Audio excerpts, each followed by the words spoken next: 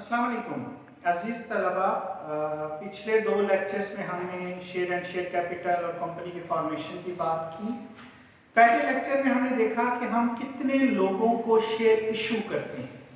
उसमें डायरेक्टर्स थे, वेंडर्स थे, प्रोमोटर्स थे, अंडरराइटर्स थे और जनरल पब्लिक थे। दूसरे लेक्चर में हमने देखा कि किस तरह से शेयर इशू किए जा सकते हैं। शेयर हम एट पार इशू करते हैं, एट प्रीमियम इशू करते हैं, एट डिस्काउंट इशू करते हैं। अब इस लेक्चर में हम बाकायदा एक न्यूमेरिकल सॉल्व करेंगे ताकि आपको पता चले कि किस तरीके से हमने न्यूमेरिकल को सॉल्व करना है। अजीज़ तलबा, बुक का क्वेश्चन आपको नज़र आ रहा होगा। ये डी का पार्ट 2 की बुक है और ये इसका क्वेश्चन नंबर 2 है जो हम सॉल्व करने जा रहे हैं। कॉरपोरेशन का चैप्टर है, कंपनी अकाउंट, फॉर्मेशन है और क्वेश्चन नंबर 2 जो है वो हम अभी हल करते हैं। अब हम सवाल को हल करते हैं। ऊपर जो लाइन्स लिखी हुई हैं उसमें कंपनी के मतलब इंफॉर्मेशन दी गई है कि डेलाइट कॉर्पोरेशन है, 50,000 उसके शेयर्स हैं, 10 रुपीज़ जो है वो एक शेयर की वैल्यू है। वो इंफॉर्मेशन है और इंफॉर्मेशन की जर्नल एंट्रीज नहीं पास होती। जर्नल एंट्रीज जो ट्रांजैक्शन होगी उसकी पास करेंगे। नीचे हमें एंट्रीज दी गई हैं। ऊपर एक चीज़ ध्यान में रखनी है, आपको पार वैल्यू बता दी जाएगी कि एक शेयर की पार वैल्यू कितनी है। 10 रुपीज़ हमारे शेयर की पार वैल्यू है। अब फर्स्ट में वो कह रहा है कि 10,000 शेयर्स हमने इशू किए हैं डायरेक्टर्स को फॉर कैश एट पार पे। अब 10,000 शेयर्स हैं तो जो डायरेक्टर्स को जब हम शेयर्स इशू करते हैं तो bank account to share capital account, ये बात जनरल एंट्री पास हो जाएगी। 10,000 शेयर्स हैं, 10 रुपए का एक शेयर है तो 10,000 मल्टीप्लाइड बाई 10 तो 1 लाख रुपीज इसकी अमाउंट आ जाएगी। दूसरी में वो कह रहा है जी कि हम जो है 10,000 शेयर इशू कर रहे हैं प्रोमोटर्स को प्रीमियम पे, 2 रुपीज प्रीमियम है। अब वैल्यूज हमने पिछले चैप्टर में कैलकुलेट करनी सीखी थी। पार वैल्यू 10 रुपीज है, 2 रुपीज उसकी प्रीमियम होगी, 10 प्लस 2 12 रुपीज का शेयर हो गया जो इशूड वैल्यू है। तो 12 के हिसाब से 10,000 ये 1,20,000 आ गया। शेयर कैपिटल में हमेशा पार वैल्यू एंटर की जाती है। पार वैल्यू 10 रुपीज है तो 10,000 शेयर्स मल्टीप्लाइड बाई 10 ये 1 लाख रुपीज हो गया। 10,000 शेयर्स मल्टीप्लाइड बाई 2 ये 20,000 रुपीज शेयर प्रीमियम में आ गया। उसके बाद वो कह रहा है कि हमने 20,000 शेयर्स जो हैं वो जनरल पब्लिक को इशू करने हैं, लेकिन जो एप्लीकेशंस आई हैं वो 25,000 आई हैं और ये शेयर्स भी वो 2 रुपए प्रीमियम पे कर रहा है। तो 2 रुपए प्रीमियम का मतलब है 12 रुपए का शेयर दे रहा है। 25,000 एप्लीकेशंस आई हैं तो पहले आप एप्लीकेशंस वसूल करेंगे। 25,000 शेयर्स एप्लीकेशन रिसीव। अब 12 रुपए के हिसाब से 25,000 मल्टीप्लाइड बाई 12 3 लाख रुपीज आ गई। एंट्री हमारे पास होगी bank account to share application account. Last lecture में भी मैंने आपको बताया था कि जनरल पब्लिक को जब तक एप्लीकेशन वसूल नहीं होगी उस वक्त तक हम उनको शेयर्स इशू नहीं करेंगे। तो वो जो शुरू में लिखा हुआ है जी 20,000 shares issue to general public, share issue नहीं होंगे। नेक्स्ट से शुरू करेंगे जहां हमारे पास एप्लीकेशंस आ रही हैं।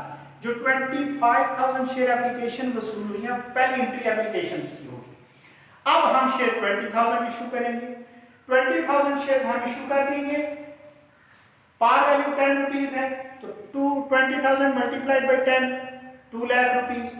20,000 मल्टीप्लाइड बाई 2 प्रीमियम की वैल्यू 2 है तो 20,000 मल्टीप्लाइड बाई 2 40,000 तो 2,40,000 शेयर एप्लीकेशन अकाउंट जो है वो डेबिट हो जाएगा। अब ये ओवर सब्सक्रिप्शन का केस है। शेयर्स हमने इशू करने थे 20,000, एप्लीकेशंस वसूल हो गई हैं 25,000। 5,000 एप्लीकेशन हमारे पास फालतू आ गई, ओवर सब्सक्रिप्शन हो गया, ये वापस करना है। 12 रुपए लिए थे हमने शेयर जब इशू करने थे तो 12 रुपए लिए थे तो 12 रुपए के हिसाब से ही हम वापस करेंगे। तो शेयर एप्लीकेशन अकाउंट को बैंक अकाउंट के 5,000 जो ओवर सब्सक्रिप्शन था वापस किया। 5,000 मल्टीप्लाइड बाई 12 इंटू 5 60,000 हमने वापस कर दिए।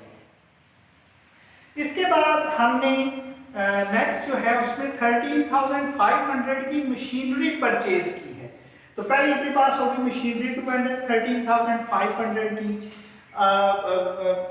वेंडर का अगर नाम दे देता तो हम उसकी जगह पर वेंडर का नाम भी लिख सकते हैं, राशिद, जहीर, किसी कंपनी का नाम भी हो सकता है, तो वो हम यहाँ पे मेंशन कर सकते हैं।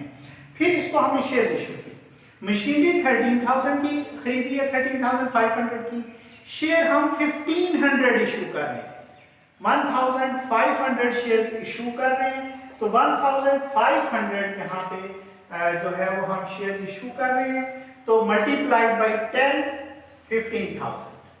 तो शेयर कैपिटल में बार बार रिपीट कर रहा हूं कि हमेशा पार वैल्यू एंटर की जाती है। तो 1500 मल्टीप्लाइड बाई 12, 15,000। जो वेंडर को देने हैं हमने वो 13,500 है, जो डिफरेंस आ गया वो 1500 डिस्काउंट कंसीडर हो जाएगा। लास्ट एंट्री है कि हमने राइट ऑफ करना है discount to premium. Write off का मतलब होता है किसी अकाउंट को खत्म करना। अब जिस अकाउंट को खत्म करना होता है, अगर वो डेबिट हो रहा हो तो हम उसे क्रेडिट कर देते हैं, अगर वो अकाउंट क्रेडिट हो रहा हो तो हम उसे डेबिट कर देते हैं। अब हमने राइट ऑफ किसको करना है? डिस्काउंट को। ये डिस्काउंट है, तो डिस्काउंट डेबिट हो रहा है तो इसको हम क्रेडिट कर देंगे, discount on issue of shares. Value है इसकी 1500। और किसके अगेंस्ट करना है? To premium. तो शेयर प्रीमियम अकाउंट जो है वो डेबिट हो जाएगा, जिसके अगेंस्ट हम उसको खत्म करेंगे वो दूसरी तरफ आ जाएगा। तो शेयर प्रीमियम अकाउंट डेबिट हो गया और discount on issue of share जो है वो क्रेडिट हो गया। तो जो राइट ऑफ करना है अमाउंट भी हम उसी की उठाएंगे। हम शेयर डिस्काउंट की जो है वो अमाउंट उठाएंगे, जो शेयर प्रीमियम की अमाउंट है वो यहाँ पर भी मौजूद है, शेयर प्रीमियम की अमाउंट यहाँ पर भी मौजूद है, तो इसको हम नहीं लेंगे। हमने राइट ऑफ डिस्काउंट को करना है, तो हम डिस्काउंट की वैल्यू को ही लेंगे और उसको क्रेडिट करेंगे क्योंकि डिस्काउंट डेबिट हो रहा है। तो उम्मीद है कि अब आप सवाल जो है वो हल करने की पोजीशन में आ जाएंगे।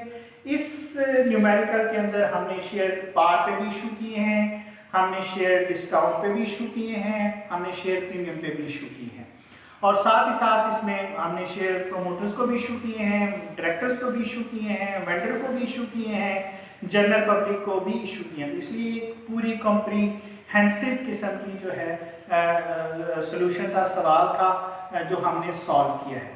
एक चीज़ और जो मैं बताना चाहता हूँ अपने D.Com के स्टूडेंट्स को, जो डिप्लोमा इन कॉमर्स के स्टूडेंट्स हैं, क्योंकि वो जो है अमेरिकन सिस्टम को पढ़ रहे होते हैं, तो अमेरिकन सिस्टम में याद रखिएगा कि ये टू का लफ्ज़ और ये अकाउंट का लफ्ज़ आपने कहीं पर भी नहीं लिखना। जितनी जनरल एंट्रीज में मैंने अकाउंट लिखा है या क्रेडिट के साथ टू लिखा है, तो ये जो D.Com के स्टूडेंट्स हैं वो क्वेश्चन को सॉल्व करते वक्त ये टू और अकाउंट का लफ्ज़ नहीं लिखेंगे। लेकिन जो B.Com पार्ट 2 के स्टूडेंट हैं एडवांस्ड अकाउंट्स के, वो इन क्वेश्चन को सॉल्व करते वक्त अकाउंट और टू को लाजमी लिखेंगे क्योंकि वो ब्रिटिश सिस्टम को फॉलो कर रहे होते हैं। तो ये जो है मालूमात थी, एक सवाल हमने हल किया ताकि आप अच्छे तरीके से इस चैप्टर को अंडरस्टैंड कर लें।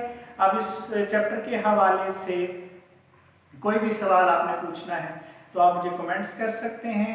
आप जो मेरे अपने स्टूडेंट्स हैं, आपके पास मेरा नंबर है, आप मुझे व्हाट्सएप करके भी मालूमात दे सकते हैं।